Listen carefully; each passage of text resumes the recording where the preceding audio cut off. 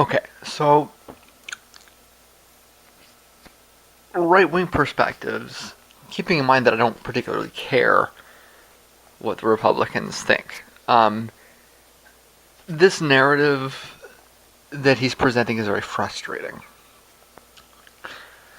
First, he goes on at length about how the Republicans will not pass anything in their Congress, which, you know, nobody's gonna nobody's gonna disagree with him that that's frustrating. That they're I might argue that in fact their mandate is to frustrate the president. If you ask why, why are both houses Republican right now? The reason that both houses are Republican right now is because, unfortunately, there is a majority of Americans, as measured. I mean, it's all gerrymandering, right? It's not. I don't want to say a majority of Americans. Unfortunately, Americans have elected the houses as they are to frustrate the president. So, are they doing their job? They kind of are, actually. That's what their mandate is. But nonetheless, I can certainly empathize with his frustration, and he can, when he calls on the Republicans to get more done, I can sympathize with that, right? But then he goes off and he points out that he's used less executive orders than any president in the modern era.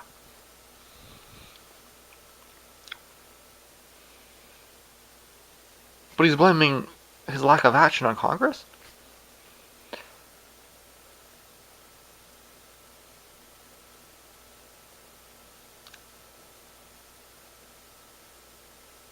If the Congress is particularly obstructionist, shouldn't there be a larger amount of executive orders?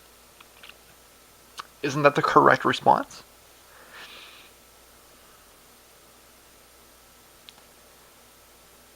It seems kind of funny to me.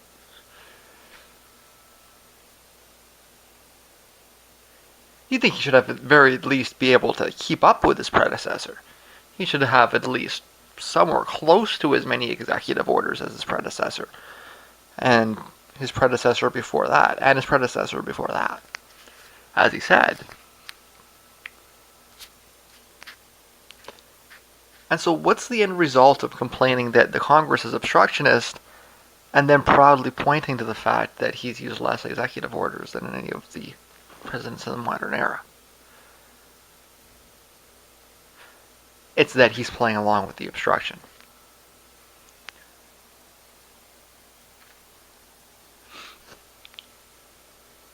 And this has been kind of the smart analysis of Obama from the start. Is that, he points fingers at them. He's good at deflecting blame and everything. But at the end of the day, he lets the Republicans do what they want.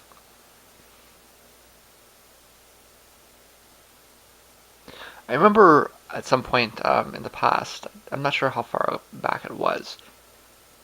It may have been actually during the election cycle.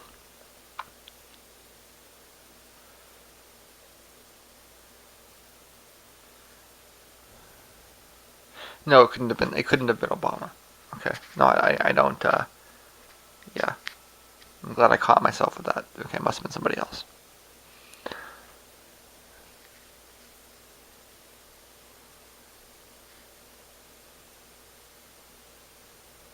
Actually, you know who it was? Okay. Yeah. It was actually Martin Luther King. Okay. I don't know how I got that mixed up. But no, I'm just thinking about people talking about how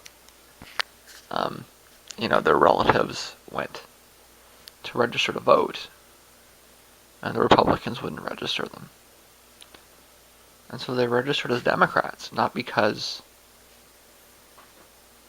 of any conviction or any feeling of association with the Democratic Party, but because the Democrats would register them and the Republicans wouldn't.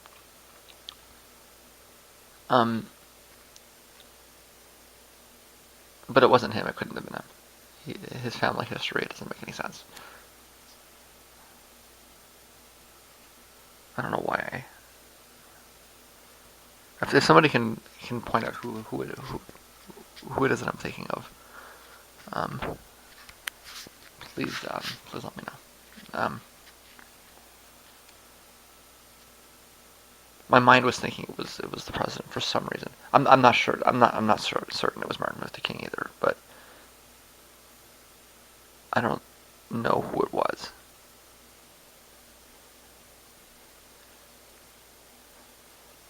But at some point along the way, these two, this idea has at least merged in my mind with this guy.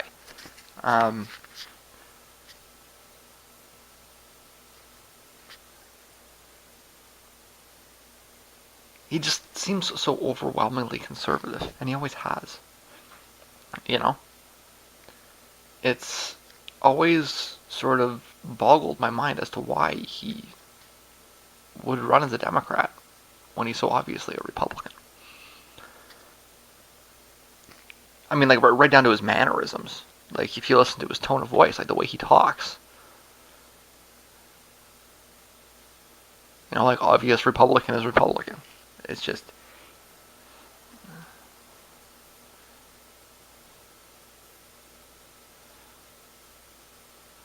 I remember in 2008 thinking, like, this guy is not... He's not a moderate Democrat. He's a right-wing Republican. You know, and so this, pointing fingers and saying, these guys are obstructing me. It's never really added up, because he doesn't really seem willing to overrule them either.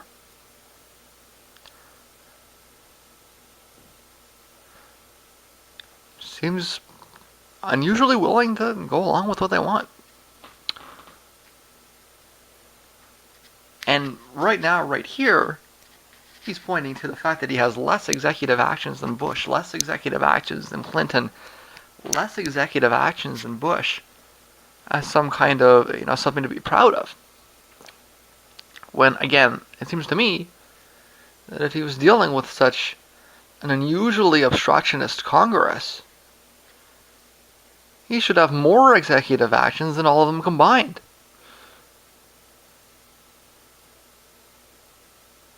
So why won't he do it? Obvious answer is because he doesn't want to. Because he's okay with being overruled by something that he agrees with more than the function he's fulfilling.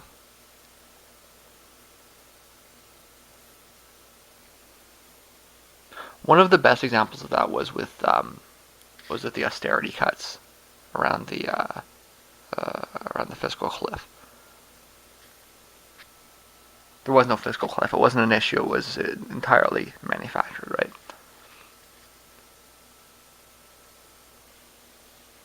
And there were people that, from a distance were saying, he caved, why didn't he? He wanted the austerity because he's a fiscal conservative. It's not that hard to see. In fact, the only way you could not see it, I mean, I suppose that once you see it, you can't unsee it. But the only way you could not see it is if it's through willful blindness. How can you not see how fiscally conservative this guy is?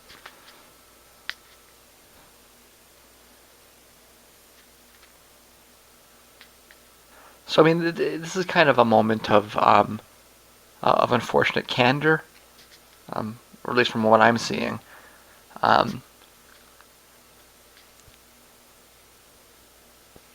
Although, I mean, the fact that he's bragging about, his reluctance to overrule an extremist Congress Um,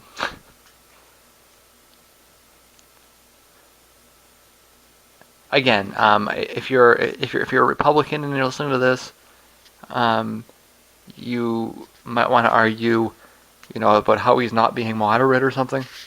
But if you're listening to this from the left, um, all you hear is traitor, traitor, traitor, traitor, traitor, traitor, traitor, traitor, traitor, traitor, traitor, and that's what you should hear, because that's what the truth is, right?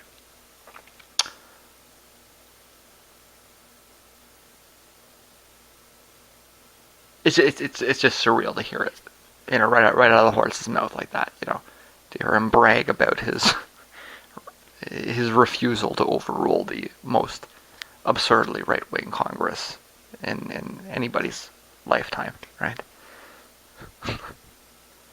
And to think that that's expressing some kind of position of moderation.